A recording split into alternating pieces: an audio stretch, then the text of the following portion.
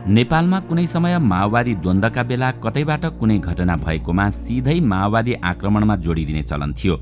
यस्तै अहिले बडो डरलाग्दो रूपमा बढ्दै गएको हवाई दुर्घटनाको पछाडिको कारण जे भए पनि अन्तमा मौसममै लगेर जोडिदिने, अझ त्यो पनि नभए पाइलटको त्रुटि भन्ने गरिन्छ। हुन त छानबिन समिति नबन्ने होइन, तर सबैजसो समितिले अन्तिममा देखाउने भनेको मौसमकै खराबी हुने गर्दछ। तर नेपालमा यति धेरै हवाई दुर्घटनाहरू भइरहेका छन् के मौसम मात्र यसको कारण हो त? अथवा सबैलाई उम्किन र सजिलोका लागि मौसमलाई नै दोष देखाइने गरिन्छ? दर्शकवृन्द, आउनुहोस् आजको यस श्रृङ्खलामा हामी के नेपालमा बारम्बार हवाई दुर्घटना हुनुमा मौसम नै मुख्य कारण हो त? अनि केही दिन अघि तारा एयरको जहाज दुर्घटना हुनुमा पनि मौसम नै मुख्य कारण हो त? आज हामी यसैको बारेमा विशेष चर्चा गर्नेछौँ।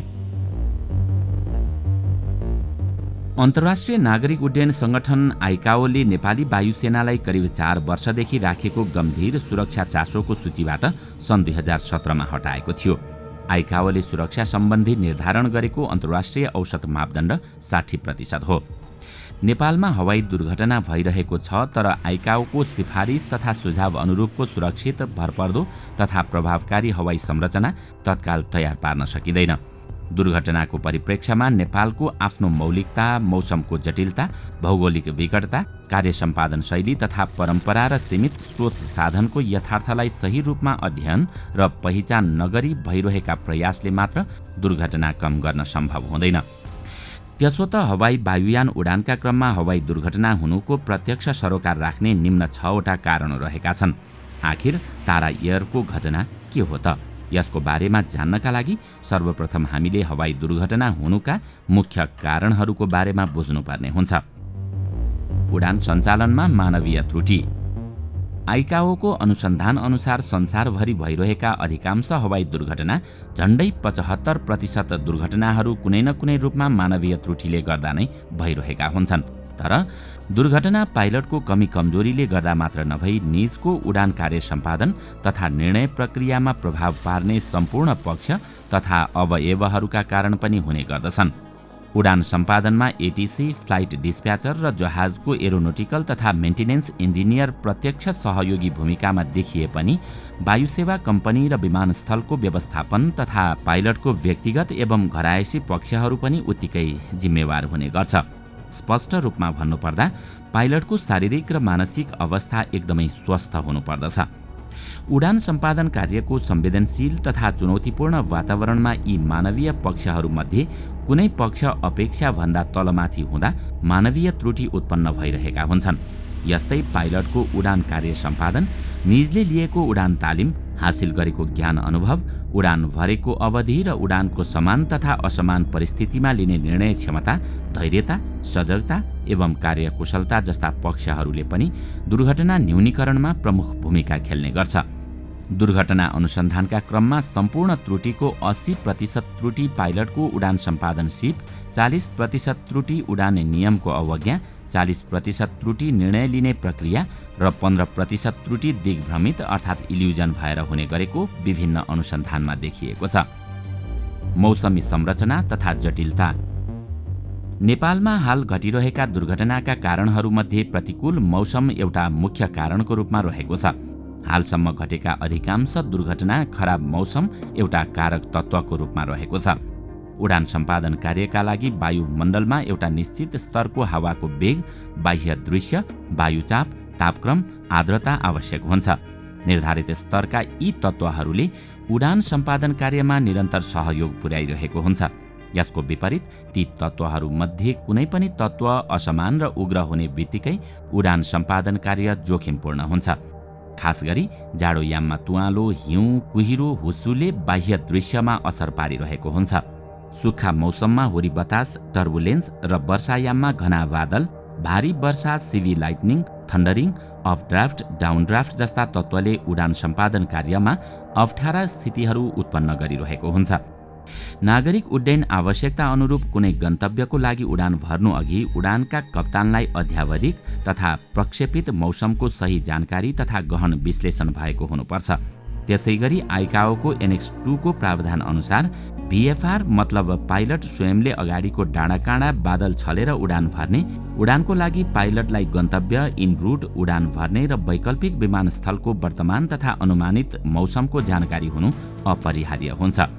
त्रिभुवन अन्तर्राष्ट्रिय विमानस्थल काठमाडौँ स्थित मौसम तथा जलवायु विभागले हरेक आधा घण्टाको फरकमा मेटार मार्फत अध्यावधिक मौसम र हरेक 6 घण्टाको अन्तरालमा पूर्वानुमानित टर्मिनल एयर फोरकास्ट र आवश्यकता अनुसार विशेष मौसमी स्पेसीको जानकारी गराइरहेको हुन्छ र हरेक 6 घण्टाको अन्तरालमा पूर्वानुमानित टर्मिनल एयर फोरकास्ट र आवश्यकता अनुसार विशेष मौसम स्पेसीको जानकारी गराइरहेको हुन्छ भने अन्य 7वटा विमानस्थल विराटनगर, जनकपुर, सिमरा, भैरहवा, पोखरा, सुर्खेत र नेपालगञ्ज स्थित मौसम तथा जलवायु कार्यालयले घण्टै पछि कन्ट्रोल टावर तथा एयरलाइन्सलाई मेटार मार्फत अध्यावधिक मौसमको जानकारी गराइरहेका हुन्छन्।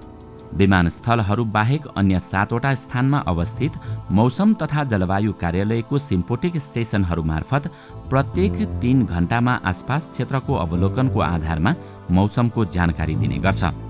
विद्यमान मौसमी संयन्त्र मार्फत केही विमानस्थल र आसपासको निश्चित क्षेत्रको ताजा तथा अनुमानित मौसमहरू समय समयमा प्राप्त भइरहे तापनि इनरुट तथा दुर्गमी क्षेत्रको मौसमको सही र समयमा जानकारी प्राप्त हुन गाह्रो हुन्छ। हाल नेपालमा घटिरहेको अधिकतम दुर्घटना इनरुटको प्रतिकूल मौसमले गर्दा घटिरहेको छ। यसले के सङ्केत गरिरहेको छ भने हाल पाइलट तथा एटिसीले पाउने गरेको अध्यावधिक र पूर्वानुमान मौसमको सूचना या त्यो सूचना समयमा पाउन सकेको छैन र पाए पनि मौसमको जटिलता र भावी खतरालाई सही रूपमा आंकलन गर्न सकिरहेको छैन वा सबै कुरा थाहा हुँदाहुँदै पनि दबावमा उडान पूरा गर्नका लागि जोखिम उठाएर पाइलटहरू उड्ने गरेका छन्। विषम भौगोलिक अवस्था। नेपालको भौगोलिक बनावटको यथार्थलाई दृष्टिगत गर्दा असुरक्षित उडान तथा अवतरणको सन्दर्भमा जहाज दुर्घटनाको अन्य पक्षहरूमध्ये भौगोलिक अवस्था डाँडाकाँडाको भूमिका पनि त्यत्तिकै रहेको छ। मानवीय त्रुटि र खराब मौसमपछि दुर्घटनाको तेस्रो कारकको रूपमा यहाँका डाँडाकाँडा तथा पहाडी भूभागलाई लिन सकिन्छ। हालसम्म घटेका दुर्घटनामध्ये 95% दुर्घटनाहरू पहाडी भूभागमा नै घटेका छन्। नेपाल दक्षिणदेखि उत्तरसम्मको सरदर 200 किलोमिटरको साँघुरो भूभागमा समुद्र सतहको 236 फिट उचाइको समतल मैदानदेखि 29,000 फिट उचाइसम्मको विकट पहाडी क्षेत्रमा अवस्थित छ। देशको सम्पूर्ण क्षेत्रफलको 83% भूभाग हिमाली र पहाडी भूभागले ढाकेको छ। साँघुरो पहाडी भूभागभित्र उडान सम्पादन कार्य समतल तथा खुल्ला मैदानको तुलनामा जोखिमपूर्ण तथा चुनौतीपूर्ण नै हुन्छ। उडानको क्रममा अपरझट खराब मौसमको सामना गर्नुपर्दा पहाडी भूभागमा उडान सुरक्षाको दायरा झनै घटेर उडान जोखिमपूर्ण हुन्छ। यस्तो अवस्थामा पाइलटले डाँडाकाँडा र प्रतिकूल मौसमको खतरालाई तत्कालै आंकलन गर्न सकेन भने उडान दुर्घटनाको धरापमा पर्न सक्छ। हाल देशमा घटिरहेको अधिकांश दुर्घटना आकस्मिक रूपमा उत्पन्न प्रतिकूल मौसमलाई छल्ने क्रममा आसपासको डाँडाकाँडामा ठोक्किएर हुने गरेको छ। छोटो समय तथा उच्च दबावको स्थितिमा पाइलटले तत्कालै सही निर्णय तथा आवश्यक कार्य सञ्चालन गर्न नसकी दुर्घटना झेल्नु परेको छ।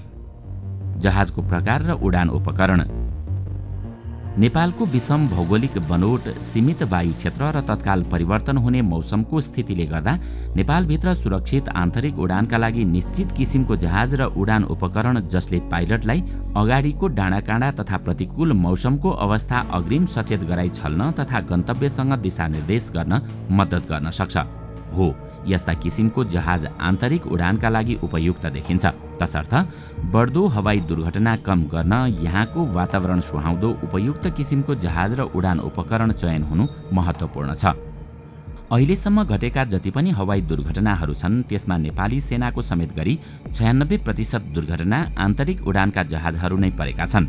जहाज टाइपको दृष्टिकोणले दुर्घटनामा ट्विनेटर सबैभन्दा बढी देखिए पनि नेपालको उड्डयन परिवेशका लागि आन्तरिक अपरेसनमा रहेका अन्य टाइपको जहाजहरूमध्ये सबैभन्दा उपयुक्त यही विमानलाई मानिन्छ। ट्विनेटर जहाज हवाई सेवा सुरु भएदेखि नै आन्तरिक उडानमा सबैभन्दा बढी समय उडान भरेर अग्रपङ्क्तिमा रहेको छ। त्यसैले नेपालको हावापानी डाँडाकाँडामा सजिलै तथा सुरक्षितसँग उडान गर्न सकिने उपयुक्त प्रकारका वायुयान पाइलटलाई गन्तव्यको सही ट्र्याक मोनिटर गर्न र भावी मौसमको जटिलता तथा डाँडाकाँडालाई छल्न सक्ने वायुयानको पथ प्रदर्शक क्षमता र सेटेलाइट तथा भूमा आधारित उपयुक्त नेभिगेसनल एड्स हुनु जरुरी छ। एयर ट्राफिक व्यवस्थापन।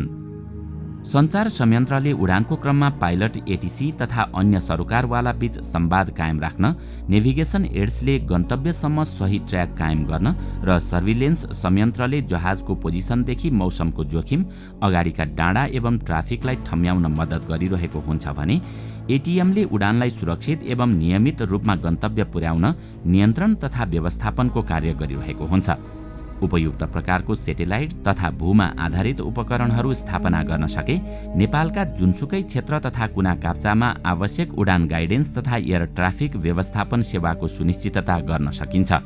संसारभरि घटिरहेका 18 देखि 20% दुर्घटना संवादमा त्रुटि भई हुने गरेको छ भने झण्डै 25 देखि 30% दुर्घटना सही नेभिगेसन तथा सर्भिलेन्सको अभावमा घटिरहेको पाइन्छ।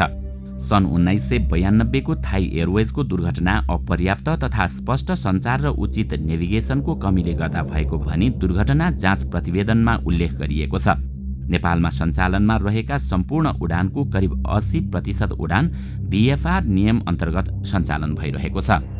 हाल आन्तरिक उडानमा रहेका भिएफआर अन्तर्गतकै करिब 90% विमान दुर्घटनामा परेका छन्। उडानको क्रममा प्रतिकूल मौसम तथा नजिकिँदै गरेको डाँडाको सामना गर्नुपर्ने परिस्थिति उत्पन्न हुनु अघि नै सही रूपमा नेभिगेट गर्न सक्ने संयन्त्रको भूमिका धेरै महत्त्वपूर्ण हुन्छ। हाल नेपालको सीएनएस विभिन्न एयरपोर्टमा अवस्थित भूमा जडित उपकरणमा आधारित छ। तर डाँडाकाँडा, भौगोलिक अवस्थाले लाइन अफ साइट र कोन अफ लाइसेन्सको समस्याले गर्दा विभिन्न आन्तरिक रूटको तल्लो लेभलमा प्रशस्त मात्रामा हेड जोनहरू रहेका पाइन्छन्। पाइलटले उक्त जोनभित्र उडान सञ्चार, पथ प्रदर्शन र निगरानीको आवश्यक सेवा पाइरहेको हुँदैन। उडानको क्रममा वायुयानलाई डेड जोनभित्र आकस्मिक अवस्थाको सामना गर्नुपर्दा सही नेभिगेसनल गाइडेन्सको अभावमा उडान जटिल अवस्थामा पुग्न गई दुर्घटना हुन सक्छ। डाँडाकाँडा र भौगोलिक विविधताले गर्दा सुरक्षित उडानको लागि नेपालको हवाई क्षेत्रभित्र एउटा प्रभावकारी तथा भरपर्दो सीएनएस र एटिएम संयन्त्रको सुनिश्चितता हुनु आवश्यक छ। भूमा आधारित नेभिगेसनल एड्सको सीमितता र सीएनएस र एटीएस क्षेत्रमा भएका निरन्तर विकासको सन्दर्भमा सेटेलाइटमा आधारित area navigation, performance based navigation र इन्स्ट्रुमेन्ट एप्रोच प्रोसिड्युर डिजाइनको अर्को कुनै विकल्प छैन। यसको लागि हाल जाइकाको सहयोगमा सञ्चालनमा आउन लागेका एमएसएसआर राडर र अन्य सहयोगी सीएनएस उपकरणसँग सही तालमेल हुने गरी सम्पूर्ण नेपालको हवाई मार्ग र विमानस्थल क्षेत्रहरूमा स्थापना अपरिहार्य रहेको छ। यसका लागि प्राधिकरणबाट विशेष पहल हुनु आवश्यक छ। विमानस्थल र धावन मार्गको अवस्था। नेपालमा रहेका 51 वटा विमानस्थलहरूमध्ये तराईको 12 वटा विमानस्थल बाहेक सबै विमानस्थल विकट पहाडी तथा हिमाली क्षेत्रमा अवस्थित छन्। विमानस्थलको स्थान, भौगोलिक अवस्था र मौसमको ट्रेन्डले गर्दा प्राय हरेक विमानस्थलको उडान तथा अवतरण ग्लाइड पाथ र रनवेको घुमाउ समतल भूमिमा अवस्थित विमानस्थलहरूको तुलनामा फरक र केही न केही घुमाउरो छ। यसले गर्दा ती विमानस्थलहरूमा जहाजलाई एप्रोच तथा अवतरण गराउन विशेष सावधानी लिनुपर्ने हुन्छ। सुरक्षाको दृष्टिकोणले उडानको अन्य चरणहरूमध्ये एप्रोच तथा अवतरणको चरण सबैभन्दा जोखिमयुक्त मानिन्छ। संसारभरि घटिरहेको हवाई दुर्घटनाको सबैभन्दा बढी दुर्घटना यसै चरणमा हुने गरेको छ। नेपालमा घटेको फिक्स्ड विङ्ग जहाजको 65 वटा दुर्घटनाहरूमध्ये करिब 35 वटा दुर्घटना एप्रोच तथा अवतरण चरणमा घटेको छ। ती मध्ये करिब 13 वटा दुर्घटना जहाज अवतरणको क्रममा रनवे एक्सर्सन भई घटेका छन्। उडान अवतरणका लागि कठिन तथा चुनौतीपूर्ण मानिने लुक्ला, फाप्लु तथा जोमसोम जस्ता विमानस्थलहरूमा पनि उडान सेवा निरन्तर प्रदान गरिराख्नुपर्ने हाम्रो व्यवस्था तथा आवश्यकता रहेको छ। तसर्थ आन्तरिक उडान तथा अवतरणको क्रममा भइरहेको दुर्घटनालाई कम गर्न उडानका लागि जोखिमपूर्ण मानिने सम्पूर्ण विमानस्थलमा उडान तथा अवतरण चरणमा सामना गर्नु परिरहेका सेफ्टी हेजार्डहरूलाई न्यून गरी सम्बोधन गर्न सेफ्टी एसेसमेन्ट तथा सेफ्टी मिटिगेसन हुनु जरुरी छ। माथि उल्लेखित हवाई दुर्घटनाका 6 वटा कारक पक्षहरूमध्ये मानवीय, मौसमी र भूधरातलीय पक्षहरू नेपाली धरातलको आफ्नै मौलिकता, विशिष्टता तथा विविधतासँग गाँसिएको छ। यो एउटा निश्चित वर्ग समूह प्रकृति परिवेश तथा भौगोलिक क्षेत्रसँग जोडिएको हुनाले मानवीय पक्षको केही विशेष गुण अवगुण बाहेक अन्य पक्षमा आमूल परिवर्तन गर्न सकिँदैन। तर बाँकी 3वटा पक्ष अर्थात् जहाजको प्रकार तथा उडान उपकरण, उडान सञ्चार, पथ प्रदर्शक, निगरानी संयन्त्र तथा उडान नियन्त्रण तथा व्यवस्थापन र विमानस्थलको स्थिति तथा रनवे स्वरूप मानव स्वयंद्वारा निर्माण तथा व्यवस्था हुने भएकोले यी पक्षहरूमा आवश्यकता अनुरूप परिवर्तन गर्न सके हाल भइरहेको हवाई दुर्घटनालाई धेरै हदसम्म नियन्त्रण तथा कम गर्न सकिन्छ। त्यसो भए भर्खरै भएको तारा एयर हवाई दुर्घटनाको मुख्य कारण के मौसमकै खराबी हो त? यसको बारेमा हामी अहिले केही भन्न सक्दैनौँ, किनकि जबसम्म यसको अध्ययन प्रतिवेदन सार्वजनिक हुँदैन त्यतिन्जेलसम्म यसको कारणबारे थाहा हुँदैन, किनकि हामीले हवाई दुर्घटनाका 6वटा कारणहरूको बारेमा चर्चा गरिसकेका छौँ। यी मध्ये जुनसुकै कारण पनि हुन सक्छ। यदि मौसमकै खराबी हो भने उही समय, उही स्थान, उही मार्ग हुँदै उही विमानस्थलका लागि समिट एयर मार्फत क्याप्टेन अभिनन्दन जोमसोम उड्दै थिए भने यता तारा एयर मार्फत क्याप्टेन प्रभाकर जोमसोम पुग्दै थिए। अब यहाँ एउटा जिज्ञासा उठ्छ, क्याप्टेन अभिनन्दनको जहाज जोमसोममा अवतरण हुँदै गर्दा क्याप्टेन प्रभाकरको जहाजले किन बाटो बिरायो त? दर्शकवृन्द, तपाईँ के भन्नुहुन्छ? तारा एयर दुर्घटना हुनुको मुख्य कारण के होला? दर्शकवृन्द, आजको श्रृङ्खला तपाईलाई कस्तो लाग्यो? हामीलाई कमेन्टमा अवश्य बताउनुहोला। साथै आजको श्रृङ्खला तपाईलाई राम्रो लाग्यो भने लाइक तथा सेयर गरी हाम्रो च्यानललाई सब्स्क्राइब गर्न नभुल्नुहोला र साथमा रहेको बेल आइकन पनि थिच्नुहोस् ताकि हामीले अपलोड गर्ने नयाँ भिडियोको जानकारी सबैभन्दा पहिला तपाईलाई प्राप्त होस्। आजका लागि यति नै। अर्को भिडियोमा अझै रोचक तथ्य लिएर आउने नै छौँ। तबसम्मका लागि बिदा दिनुहोस्। नमस्कार।